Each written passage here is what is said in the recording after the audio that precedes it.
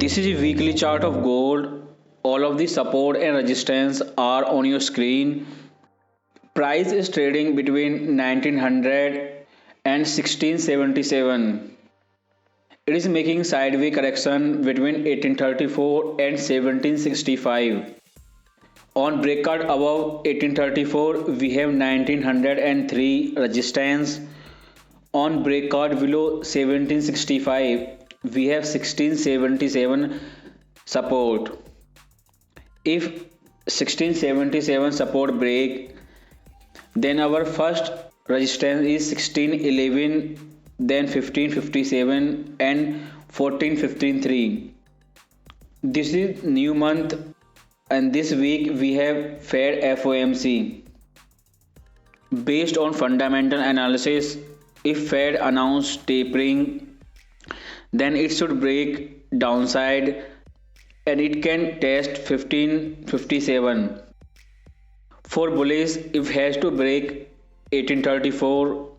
For bearish, it has to break 1677. On this FOMC announcement, it can break in any of direction. So we have both horizontal support and resistance and these two trend line as our dynamic support and resistance. 1916 was market high before FOMC and 1677 was market low after FOMC. So new trend will confirm after breakout of any of these support and resistance. This year price is going sideways either November or December or next year price can make a new trend in any of direction. If next year price trade from 1959 to 1453, then you have multiple support and resistance.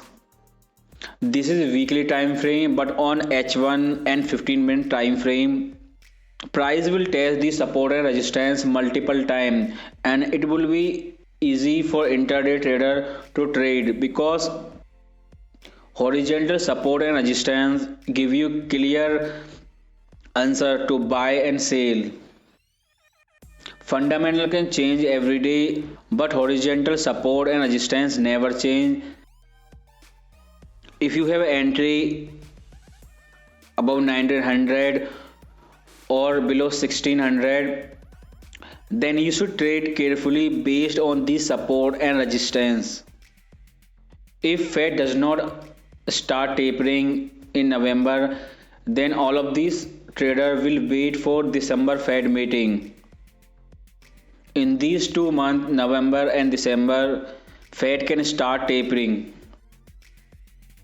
This is daily time frame 1834, 1765 and 1677 are our horizontal support and resistance and these three are our dynamic support and resistance. Before 1677 we have this ascending yellow trend line. This is H4 time frame. This was the top 1834 and this was bottom 1721 and this can be ascending triangle correction.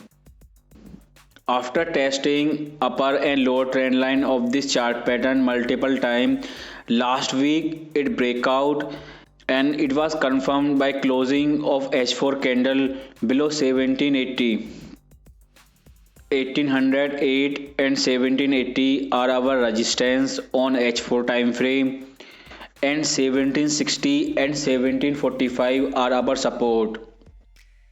This week it can retest this lower trend line of chart pattern then continue its bearish trend from 1834 after this retracement. Last week price made sideways correction between 1808 and 1780 horizontal support and resistance.